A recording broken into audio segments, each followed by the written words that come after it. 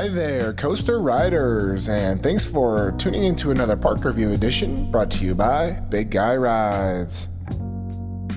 The next park that we visited was Six Flags over Georgia, located just outside of Atlanta in Austell, Georgia. This was my second visit to this park, as when I used to live in the Atlanta area, I came back in the day, and the park has made several changes. The first being that the new entrance is off to the side, and that will bring you around to the first ride, Georgia Scorcher. This is a stand-up coaster made by B&M. It does have a little bit of a rattle, so if you don't like rough rides, I might skip this one. I give it a ride rating 7 out of 10 and a size rating of an XL. The stand-up cars have plenty of room for large belly riders, but those who are tall may have issues.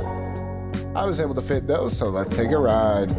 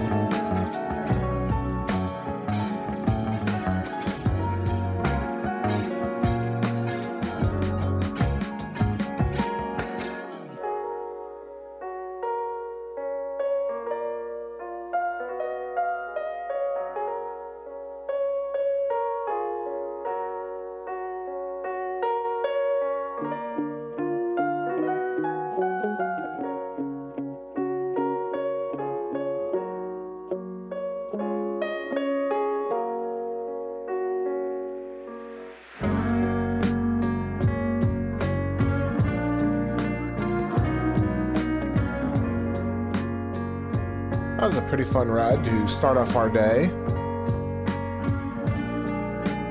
Six Flags over Georgia is definitely one of the parks that the new Six Flags Entertainment Corp has been investing more money into, and you can tell that they definitely want to make this one of their flagship locations. Located near the front right side of the park after you enter is Twisted Cyclone. This is their RMC iBox, and this one is the tightest RMC that I have ever been on.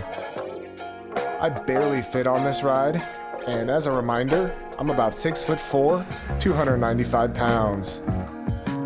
I give this one a ride rating 8 out of 10 and a size rating of a medium. Larger riders beware, the seatbelt might be a little bit tight. I was able to just slide on those, so let's take the ride.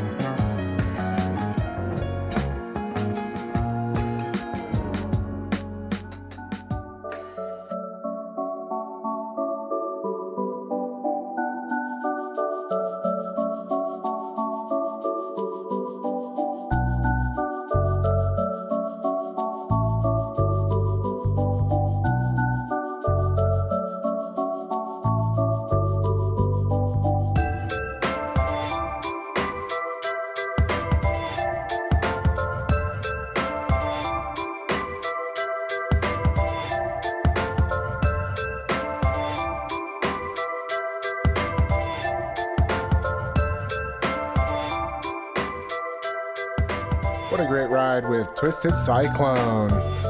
And up next I went over to Acrophobia. This is their intimate tilt tower. However, during this season 2025, it is not tilting anymore. I was happy to see it back open though, as this ride has been closed for a while. It had very large restraints and should fit most adults. I gave it a ride rating 7 out of 10 and a size rating XL. You sit sort of on a bicycle style seat and have these hard over the shoulder restraints that latch onto a seatbelt. before you take the fall.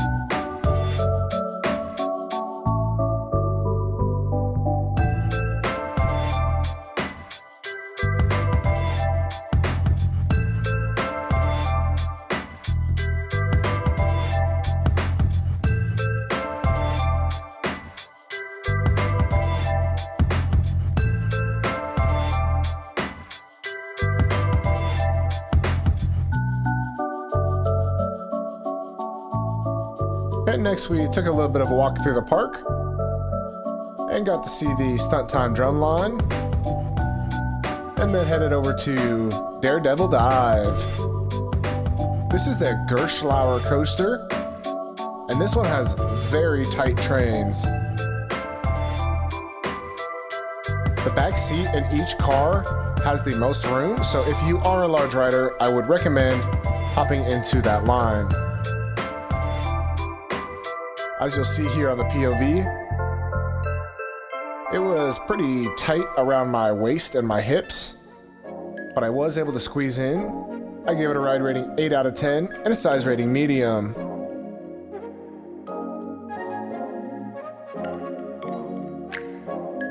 Shout out to the ride op who helped me get in.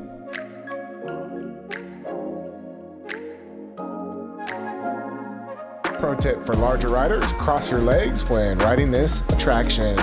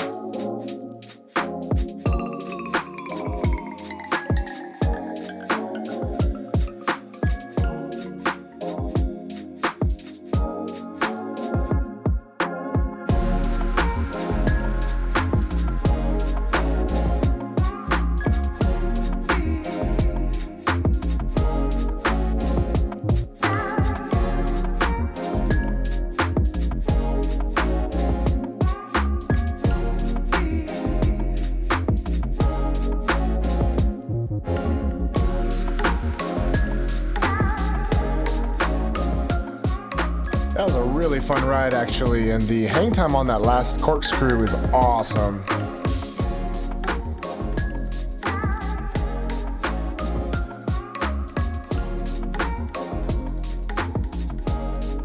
And up next we went over to the signature attraction in the park, Goliath. This is their B&M Hyper, and this is one of the best rides in Georgia. Fresh off a repaint and opening with this teal color in 2025, I would definitely recommend a stop on this ride for anybody visiting Six Flags over Georgia. This has your typical B&M restraints, which can be a little bit tight for larger riders. Those with specifically large bellies or big thighs may struggle, but there is a test seat out front. I give it a size rating XL and a ride rating 9 out of 10. With that said, let's take a front row ride on Goliath.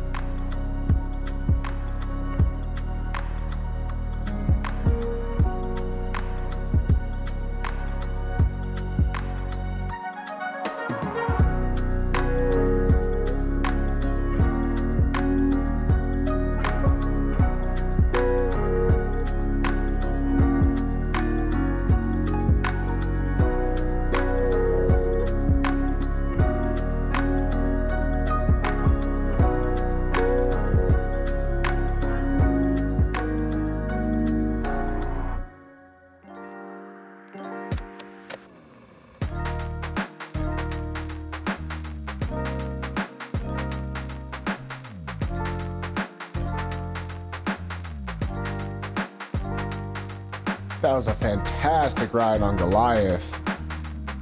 Definitely, like I said, would recommend a stop to get on that ride. And after that, we headed over to the Gotham City section of the park. This one has a lot of great rides back here and is only accessible through the walk underneath the bridge, so don't be one to miss this section.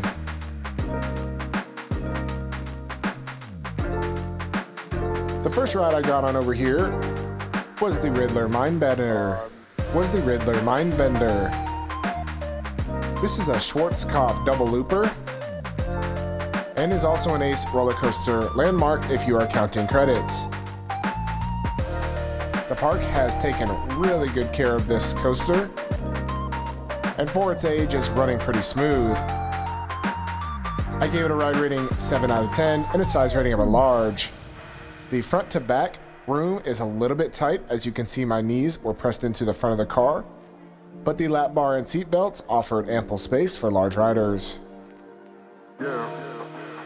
With that said, let's hit the track with Riddler Mindbender.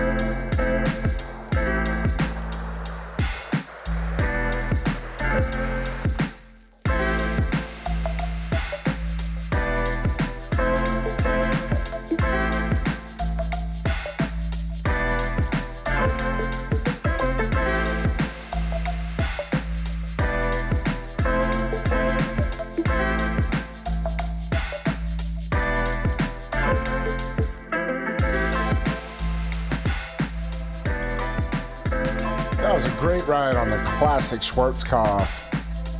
And after that, we went over to the Batman clone. Found at many of the Six Flags parks across America. This clone is one I never mind riding, and I think I can honestly say this Batman clone may be the best one that I have ever ridden. For some reason, it has a little bit more whip and smoother transitions than the other ones that I have been on. Shout out to Six Flags over Georgia for keeping this one running smooth. One thing I will note, I did not see in particular the larger rider seatbelts that you find on most B&M inverts, so I gave it a size rating of a large and a ride rating 8 out of 10. As you can see on the regular style seatbelts, it is pretty tight for larger riders to get into, but I was able to sneak on.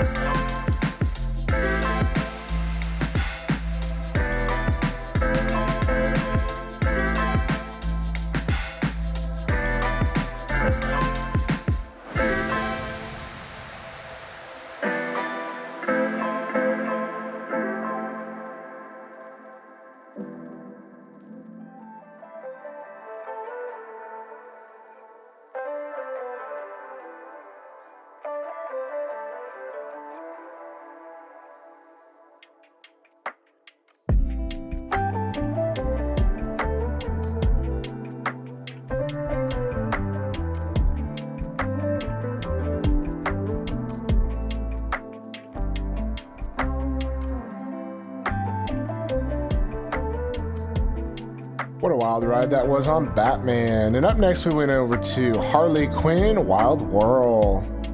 This is your classic tilt-a-whirl style ride. I give it a ride rating 3 out of 10 and a size rating XXL. Any adult should be able to fit on this attraction.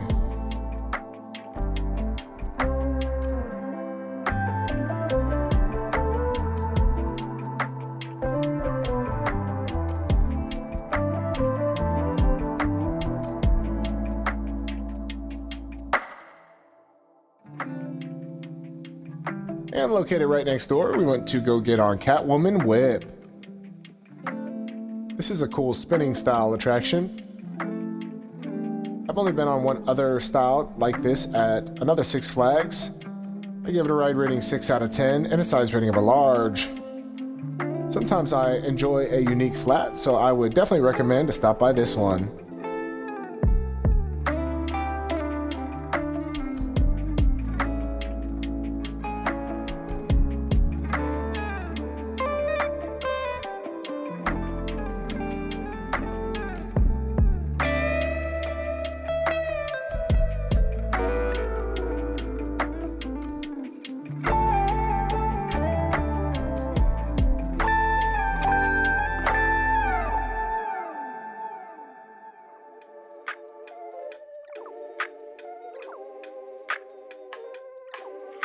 After we jumped off Catwoman Whip, we headed over to another flat in this section of the park, Poison Ivy Toxic Spin. This is your classic Eli Bridge Scrambler. And if you watch my channel, you'll know that scramblers are one of my favorites. I give it a ride rating 4 out of 10 and a size rating XXL. The car can seat singles or doubles, allowing for ample space.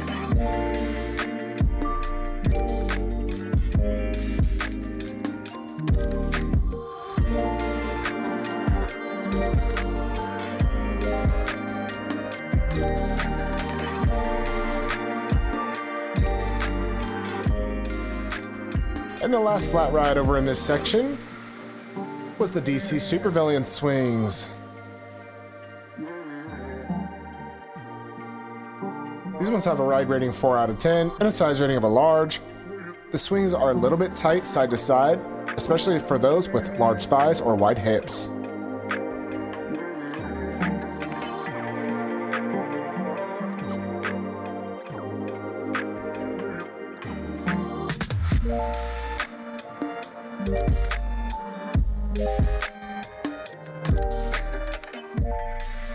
And after that, we went over to the DC Super Friends area. This houses a couple of flats, a few kids rides, and one of their junior coasters.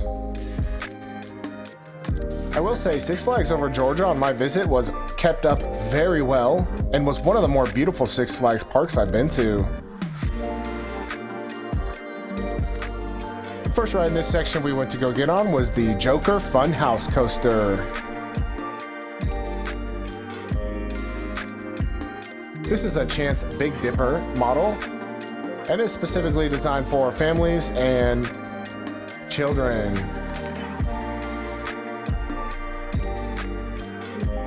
We wanted to go try it out though. I give it a ride rating 5 out of 10 and a size rating of a large. The front car has the most amount of room for larger riders.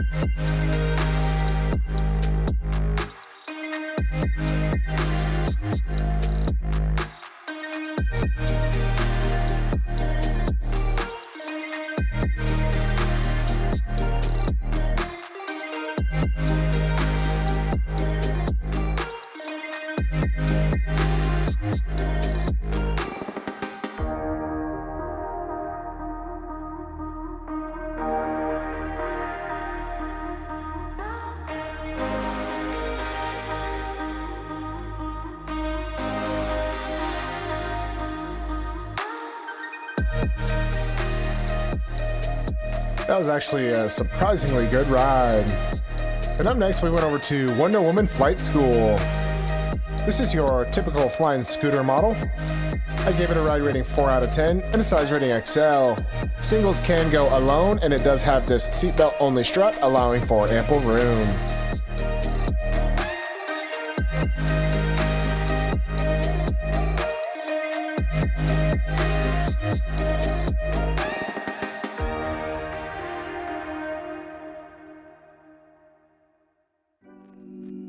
And up next was one of my most anticipated rides, Georgia Gold Rusher.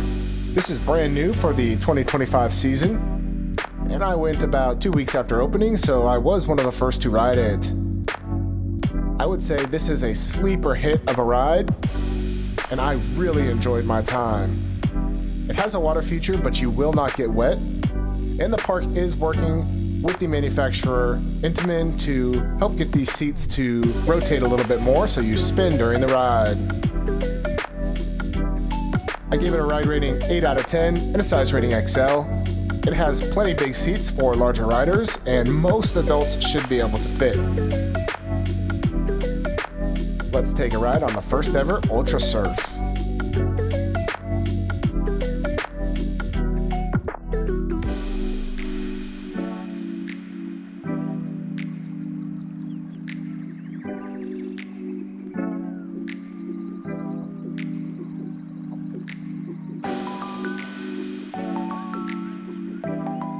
And after that, we headed over to Monster Mansion. This is one of the best dark rides in any of the Six Flags parks, and I would highly recommend to stop. I gave it a ride rating 6 out of 10 and a size rating XXL. Any adult should be able to get on this ride, as it features bench-style seating with no seatbelt or lap bar restraints. The attention to detail on this ride is second to none, and almost feels like you are at a Universal or Disney park.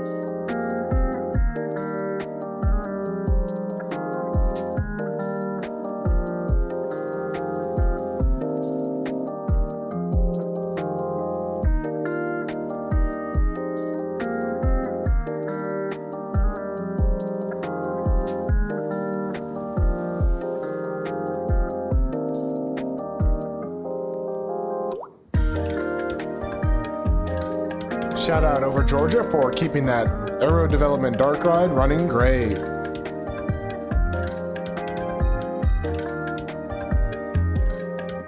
And up next was the Dahlonega Mine Train. This is an Aero Development mine train, and this is one of the tightest that I've ridden. Oddly enough, they do make the larger rider sit towards the left side of the train, and so you will see I had to switch around. I have not seen that on any of the other mine trains I've been on. I gave it a size rating medium and a ride rating 5 out of 10. It is a fun little ride, but the portion of the lap bar that comes down into your hip is very, very tight for larger riders. I saw multiple people get kicked off this ride, so big people beware.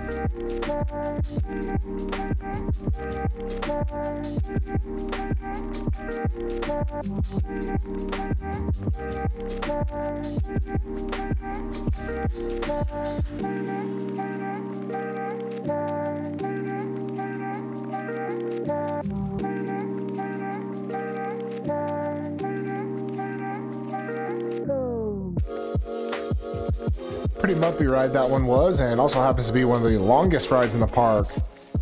And up next, we took a little bit of a walk through Bugs Bunny Boomtown. This is another great kids area. Houses some awesome children's attractions. And if you have little ones in the park, I would be sure to make a stop over here during your visit. Next, we crossed over the bridge and headed towards the back section of the park. Over here, you will find a couple of good rides. The first one being Superman Ultimate Flight. This is the original B&M flying coaster, and it is a little bit tighter than the other flying coasters from the same manufacturer that I've ridden. And by little, I mean just barely. If you have fit on any of the other flying models, you should be okay here. I gave it a ride rating 9 out of 10 and a size rating of a large. Let's take flight with Superman.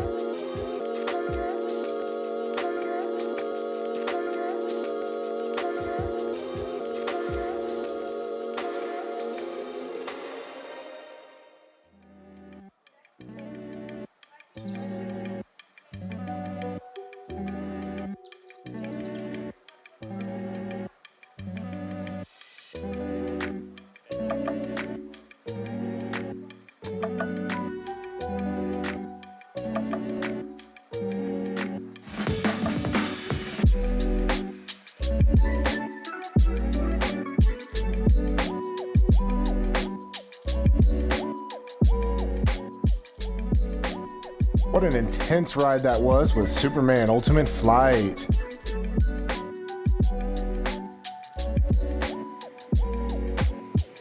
That one is definitely not for the faint of heart. And after we walked through this nice gift shop at the end,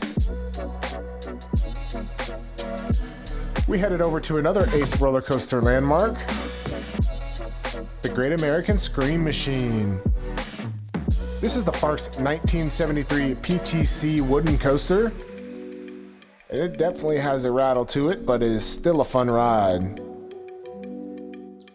The seats are pretty tight for large riders. As you'll see, I had to cross my legs to get down in. I gave it a size rating medium and a ride rating 6 out of 10.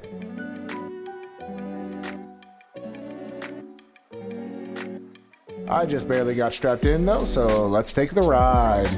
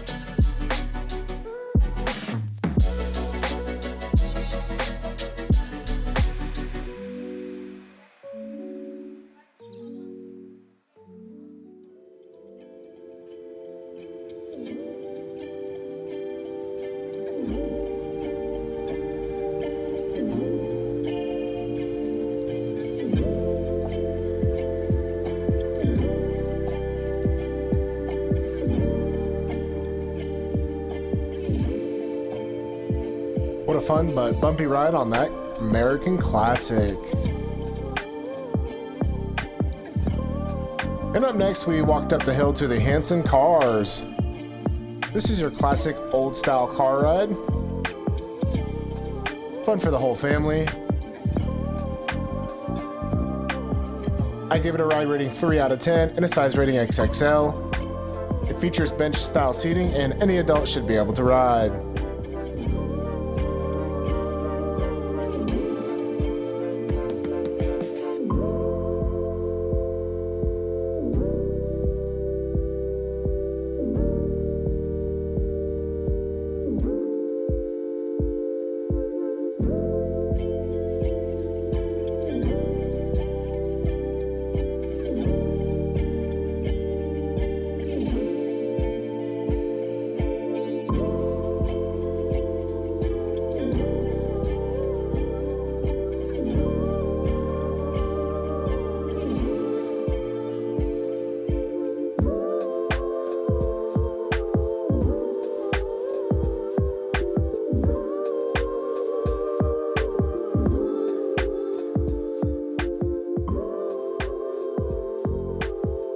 And located right next door is a ride called Up and Away. This is a balloon style ride. I give it a ride rating 4 out of 10 and a size rating XXL. Anybody should be able to fit in these bucket style seats.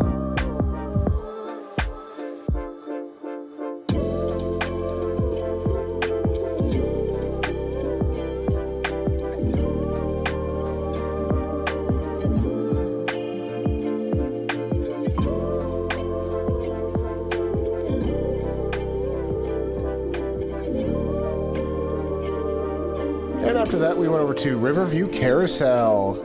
Constructed originally in 1908, this is on the National Historical Places Registrar.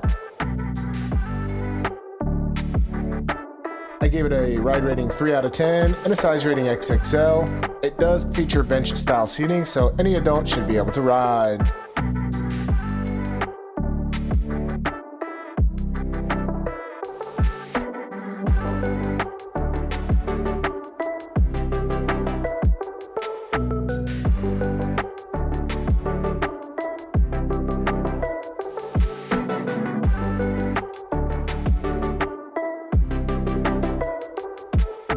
And the last ride up the hill here was the Rockin Tug. This is a Zamperla classic. I gave it a ride rating 3 out of 10 and a size rating XXL. It features only these little silver lap bars that go across everybody in each row, but they do not come down very far, and thus almost anyone should be able to ride.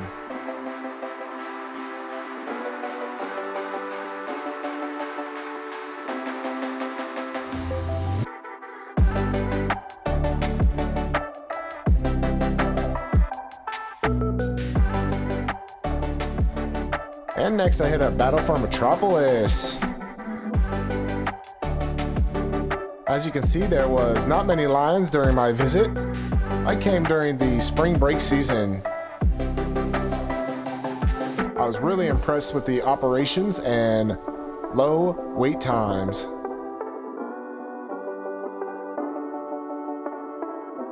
This is a fun indoor ride found at many of the Six Flags parks.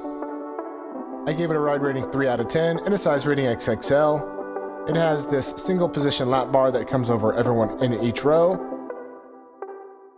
And it is a dark ride shooter game. This one is not 3D like some of the others.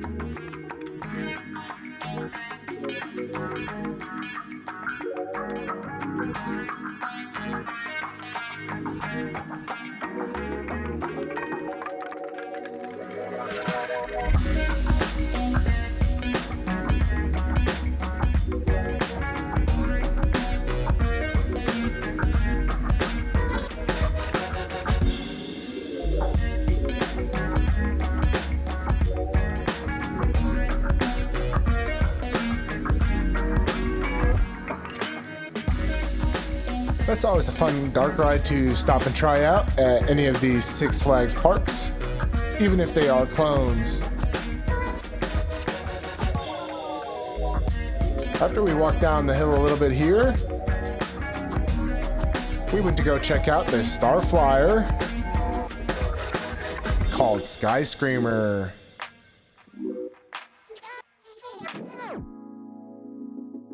This one can take singles or doubles in each gondola. I give it a ride rating 5 out of 10 and a size rating XL.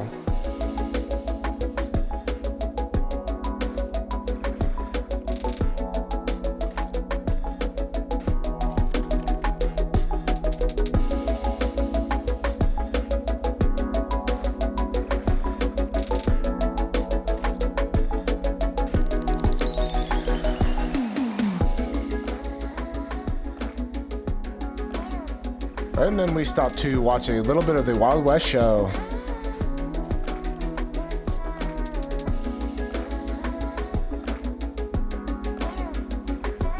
As mentioned, Six Flags Over Georgia had a really appealing atmosphere and the park was really well kept up.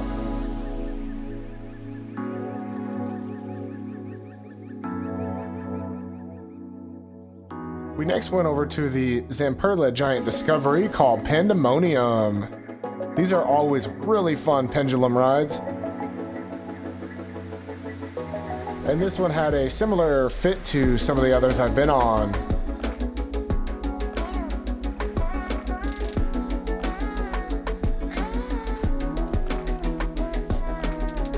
I give it a ride rating 7 out of 10 and a size rating of a large. The over-the-shoulder restraints are automated, so larger riders beware, those will come down for you.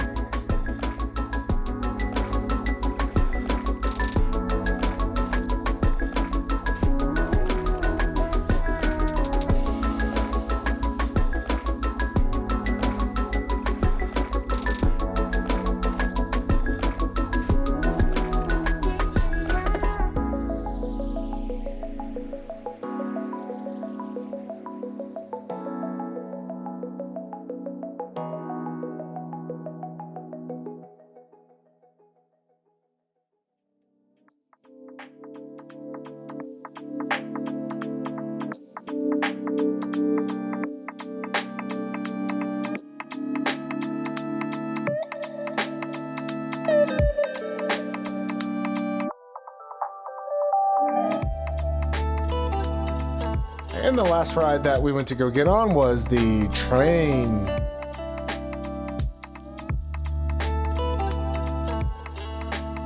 This one has 2 different train stops, depending on which side of the park you're on.